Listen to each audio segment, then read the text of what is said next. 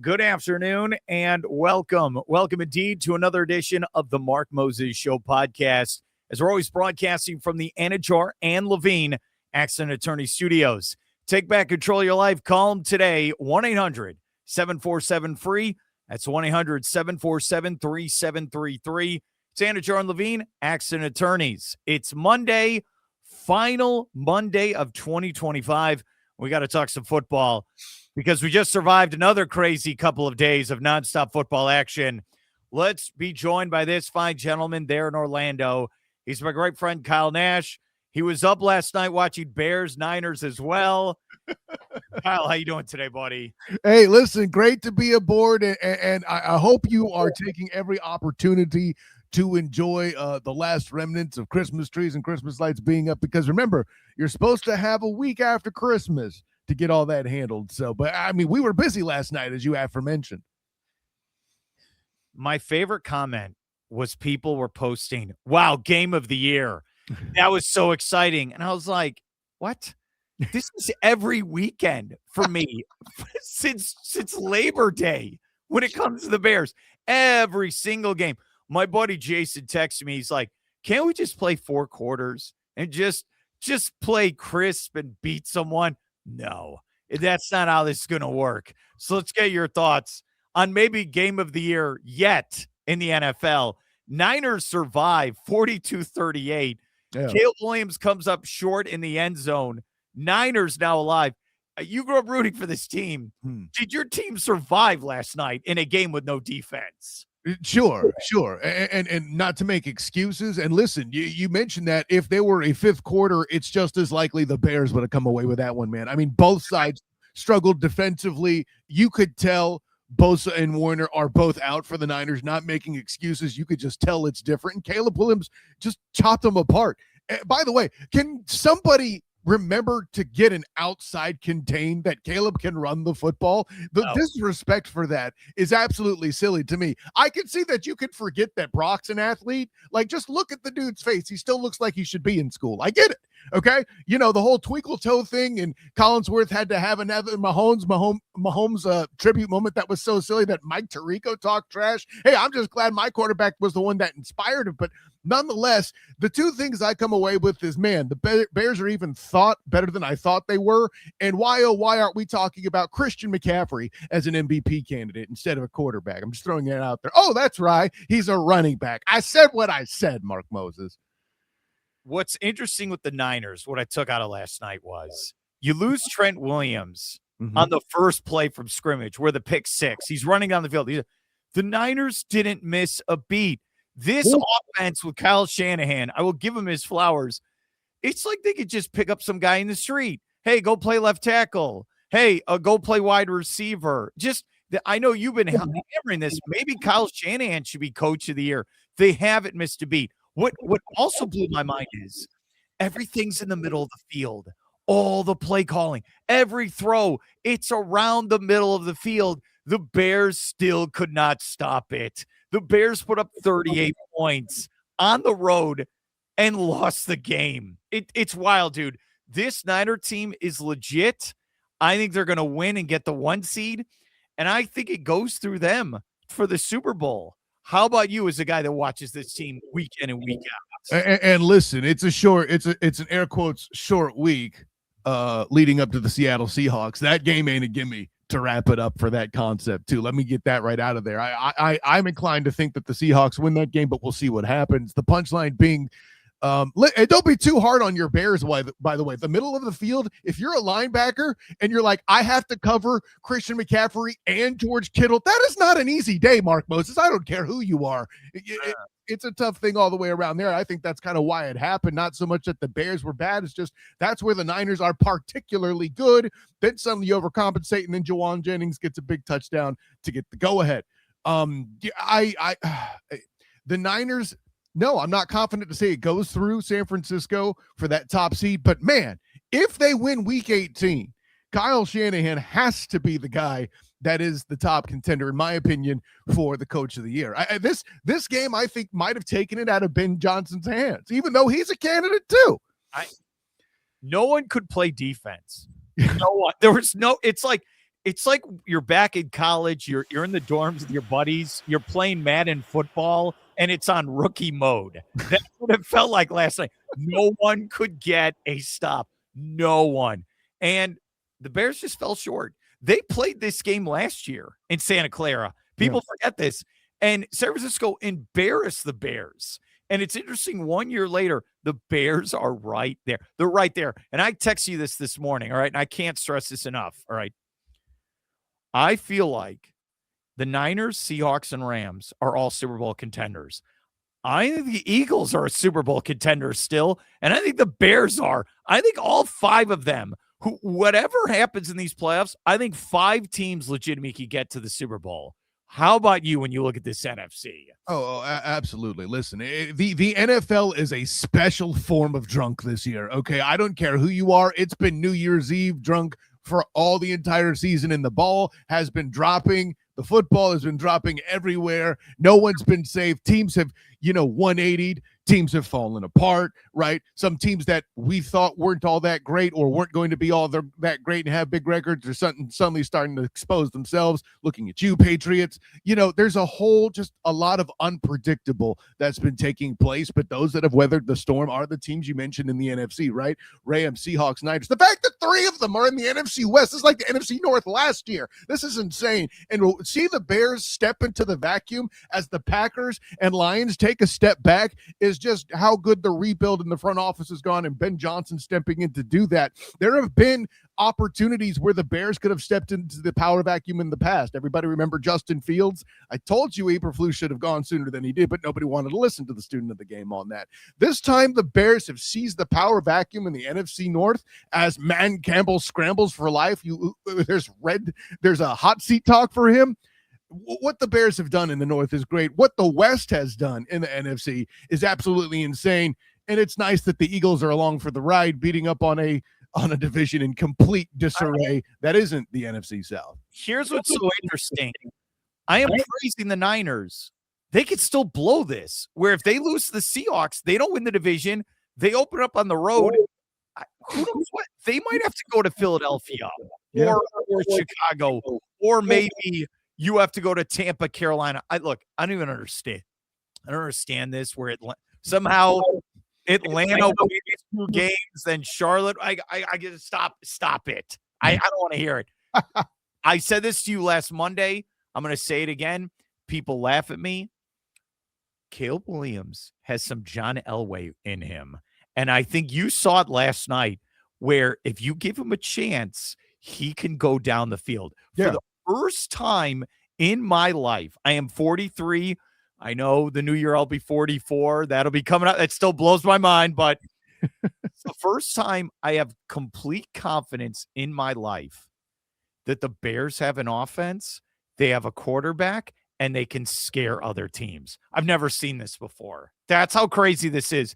And when Caleb Williams is up for that big contract, he's going to get that big contract. So this is the window now for the Bears to win. I'm not kidding, because you won't be able to pay everyone.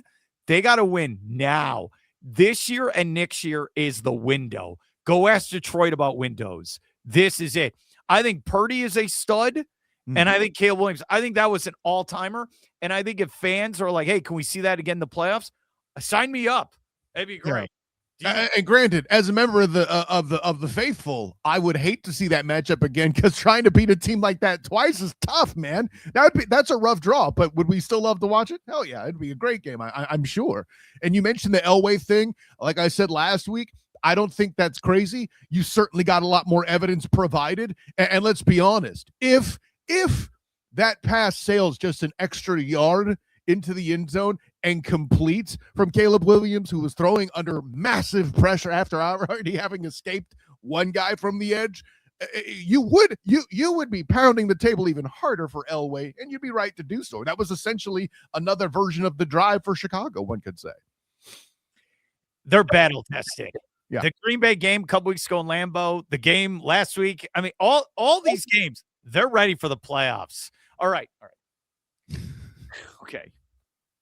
Who is your pick to go to the Super Bowl in the NFC right now? I mean, for me, it's still too hard to look past John Matthew Stafford in those Rams. between him and Puka Nacua and that defense. And oh, by the way, as a side treat, Adams is still in the mix. It's hard for me to go against the Rams on this. I do believe that the NFC West has an edge for one reason alone, and that's because it's experience. Sure, the Niners have a lot of backups, but these are guys that have seen field, and I think that was a small bit of the edge, too, that they had against the Bears as the game went the way that it did last night. This is not me saying the Bears are impossible, but we're going back to that defense wins championships thing, and because defense causes mistakes is probably the better answer, and then teams that don't make mistakes win championships. And I need to see more defense from the Bears before I put them in there, but the Seahawks defense is great. The Rams defense is awesome. You notice I'm not putting the Niners in there. It's experience that keeps them going, right? Brock has been to a Super Bowl and damn near beaten Patrick LaVon Mahomes II. So that's a whole thing too, right? It's tough. The problem with the Niners is you don't know if McCaffrey can stay healthy at any moment. You don't know. And you're right. The defense could give up 40 points at any moment. There's so many question marks, but at the same time, dude, Brock Purdy, we say this every year. We saw him play at a bowl game in Orlando for Iowa State. Twice. You never thought. I mean, what are you talking about? Last pick in the draft. He's worth the $50 million contract. He is per year. He's worth it. He's winning games. It's so wild. So in the playoffs, in the NFC, Stafford is a Super Bowl MVP champion. Jalen Hurts started 2 Super Bowls.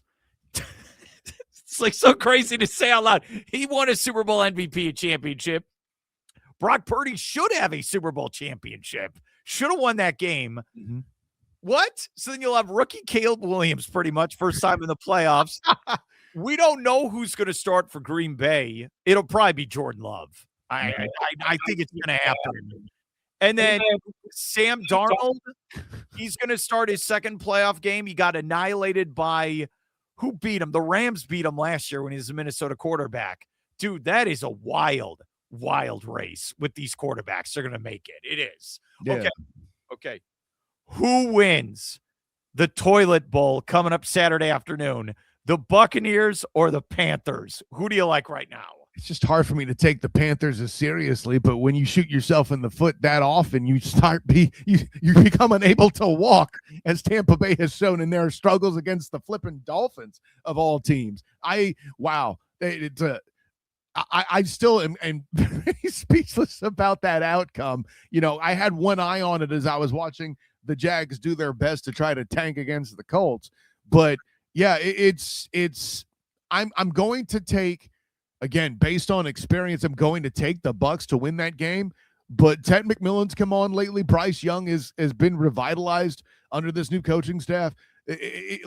Let's put it this way. When the Jags beat them week 1, it's not a big deal. It's the Panthers. Well, suddenly that win's looking a little bit more impressive than it did. I mean, granted, the CFP, there's no committee talking about what NFL team should go to the playoff, thank goodness. But the Panthers are not who we thought they were, but I'm still picking the Bucs. It's hard for me.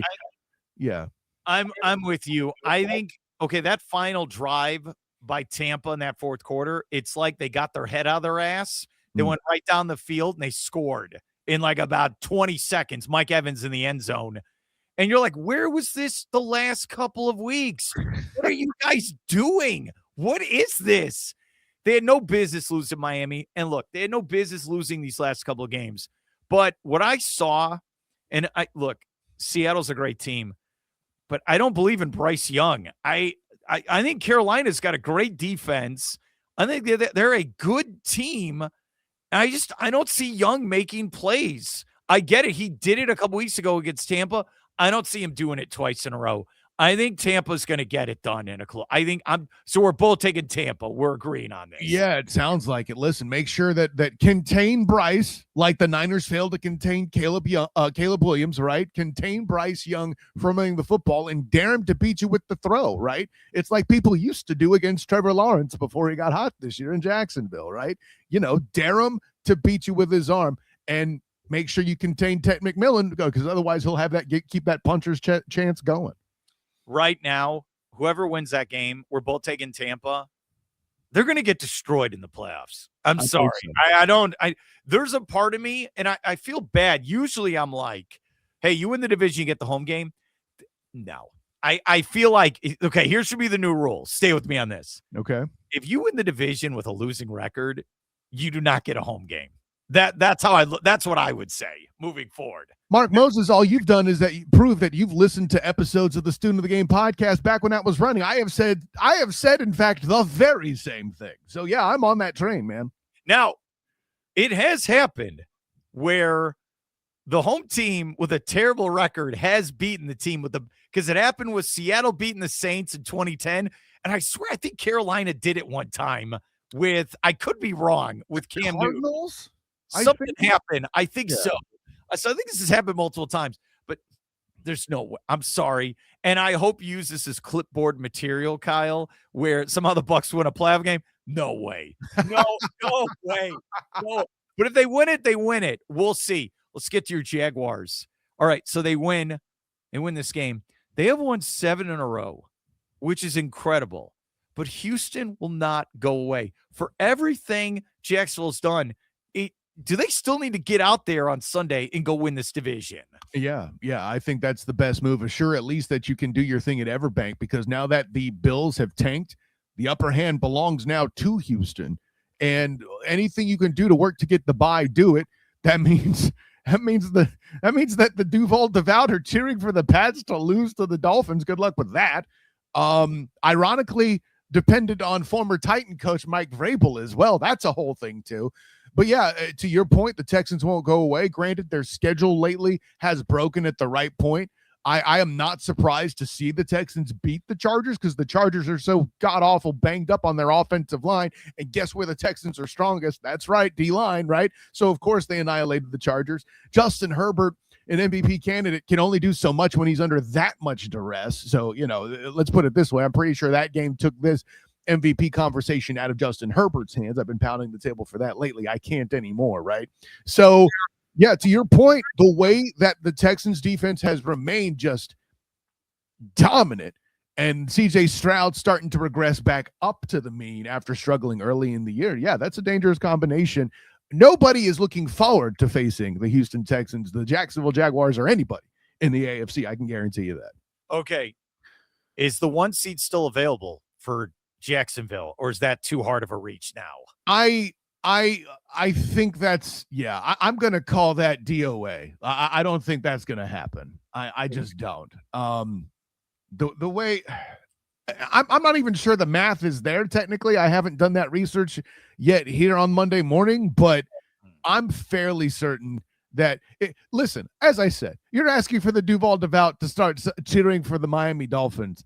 I am not confident in this scenario, Mark Moses. So, all right. So 2 seed. All right. Here's what it is.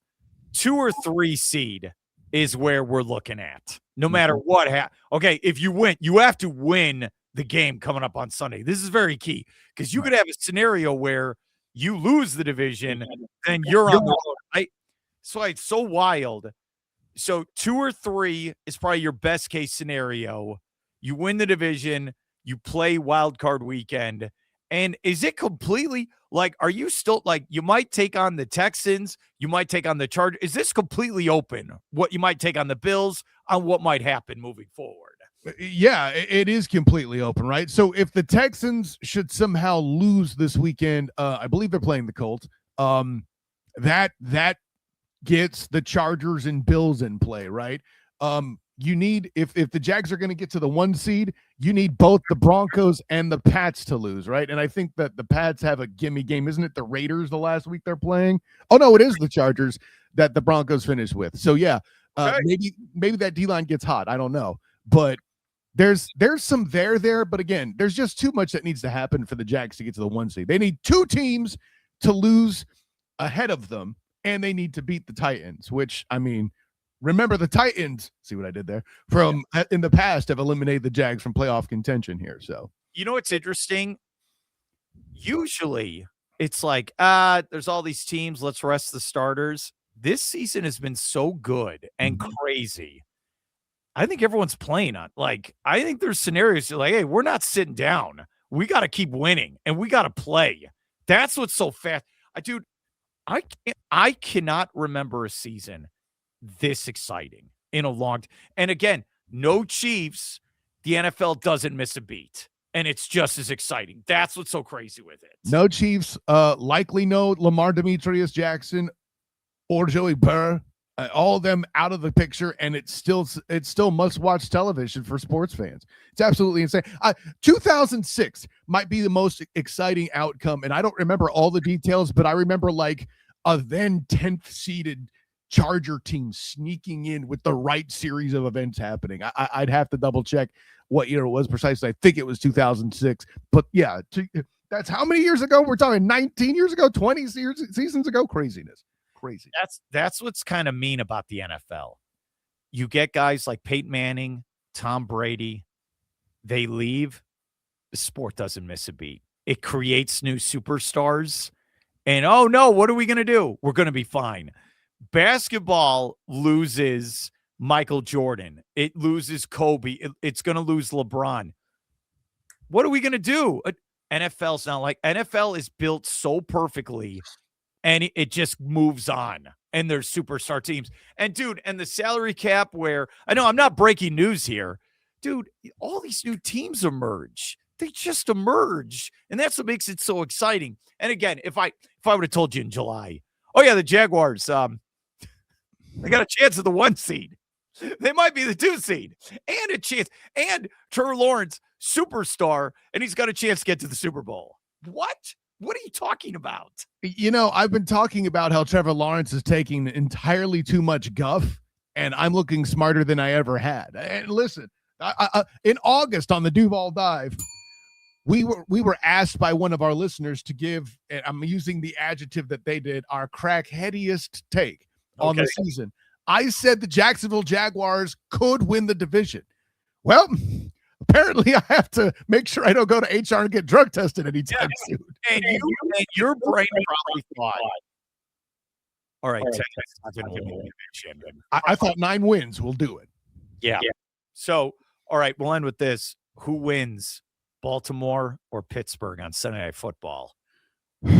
Boy, it's really hard to pick the Ravens nowadays, even though the instinct is to do that, right? And you know, after watching Aaron Charles Rodgers and the Steelers struggle against the Browns, God, hand me the coin, Mark Moses. Might as well flip that beast to know what's going on, right? But for me, I'm gonna take King Henry and Lamar Demetrius Jackson to win the game. But that's a tough man. Listen, don't bet that game. That's all I can say. I'm gonna say something really crazy. I would stay with Huntley. I would sit down Lamar Jackson. And I would just, let's run the ball 50 times. Let's just run it right down their throat. That's what I would do. I don't think Lamar's 100%. He's been banged up all year. He's not played like Lamar Jackson has in the last couple of years. I'd go with Huntley. I really would. And I think this is it for Aaron Rodgers. You know, I'm not a fan of his. He's destroyed my team for 15 years. This is going to be a great game. I'm happy this is Sunday night. I thought Tampa and Carolina, I thought that was, you should have put that like Sunday morning, 9:30 from London. That's what it should have been. You're not wrong, buddy. Here, it decides this. Let's get it out of the way. Then there's a lot of bad games. There's a lot of like, kind of like, what are we doing here? And like, who's going to get the number 1 pick? I don't know. So let's go over your picks. All right. Who are you taking? Ravens over I got the Ravens. Yeah. All right. And then you have Tampa. You have that. I do. Will Jacksonville win the division this week? Yes, I believe they do. I just can't believe in the Titans that much. I love Jeffrey Simmons playing defense. I laugh at the fact he thinks Trevor's a one-read quarterback, but nonetheless, I don't see that. I'm not confident in the Titans, man. I'm not. And then Niners are going to win the division. Are you going with that? No, I think Seattle wins this weekend. Niners open at what, like Tampa? That's probably what it would be. Maybe. That ain't a bad draw. Hey, I'll take it, man. That's it. Survive in advance, baby. Yeah. All right. I'm going to take Tampa. I'll take the Niners. I'm going to take the Ravens. And my Bears are going to beat the Lions. I'm going to take that. And then you know what it's going to be. Bears Packers again. Kyle Nash, thanks for your help. Have a great New Year's, and I'll talk to you next week. All right. Honor, joy, and privilege. Congratulations on the opportunity to evict Aaron Rodgers from the Chicago Stadium there. And then, of course, an honor, joy, and privilege. Until next time, my friend, class dismissed.